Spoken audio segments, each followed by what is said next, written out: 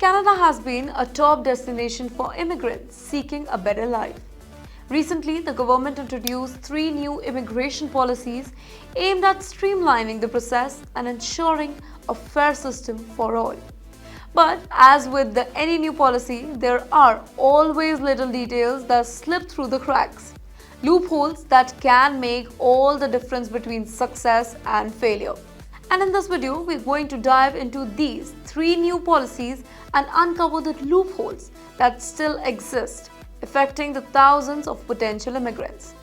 Hello and welcome to TimesXP, and I'm Dhriti Atri. In recent weeks, Canada's immigration system has been rocked by a series of new policy change that are introduced by Prime Minister Justin Trudeau's government. Now, these reforms, unveiling between August 26th and 28th, has stirred up quite a bit of controversy and criticism. As the 2025 federal election approaches, many wonder if these measures are genuine attempts at reforms or they are just political agenda that are designed to appeal public concern without making real changes. So, what are we waiting for? Let's dive into the details of these 3 key policy changes and why they have sparked such debate. So the first one, we are talking about LMIA Freeze. One of the most talked about changes in the freeze on the labor market impact assessment. That is for the low-wage jobs in the area where the unemployment rate is below 6%.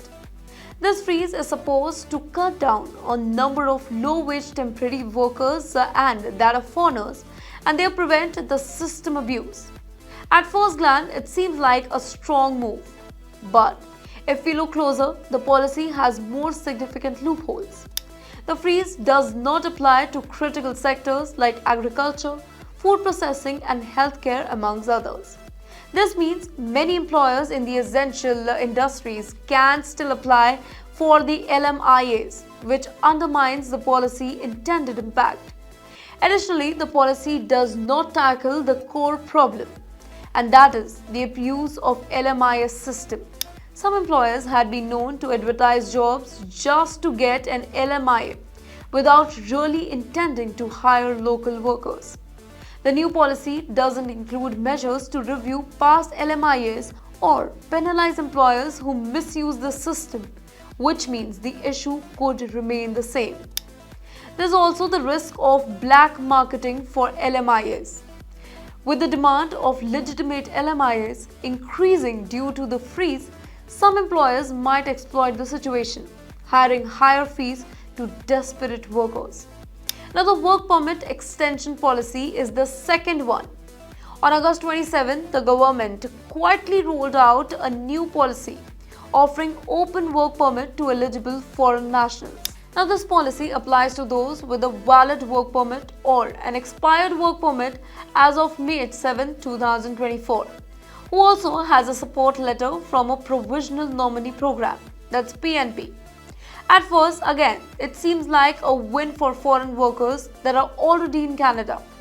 However, the policy also opens up new venture for exploitation. Now, without the need for the former LMIA, dishonest employees can now sell job offers directly to foreign workers.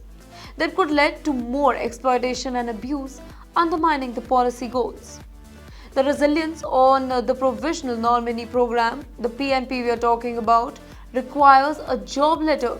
So the risk is that employers might engage in shady deals that get these offers, further compromising the system integrity. Now, the problem is lack of transparency that is surrounding this particular policy. Introduced quietly and only publicly announced after more high-profile anti-immigration measures. This raises a question about its true intent. It feels like a way to placate powerful employee lobbies without addressing the underlying problems. Now, the third policy we are talking about is ending the visitor to work permit. The third major change is the termination of the policy allowing visitors in Canada to apply for work permit from within the country. This policy can introduced during the pandemic to help with the labor shortage that was intended multiple times. leading to an influx to the visitors who expected to switch their status to work permits only. Ending this policy on August 28 seems like a step in the right direction. However, many visitors still use a workaround called flag polling, where they travel to Canada-US border to change their status. This loophole seems the policy's termination does not have a desired effect. Now, to make the policy truly effective, the government would need to close the flag polling loopholes, as they did with other permits as well. So in conclusion, the recent changes to Canada's immigration policy reveal a government more focused on appearances than on implementing the meaningful reforms. The policy, with their significant loopholes and the half measures, seems like more a political strategy than the genuine attempt to fix the system.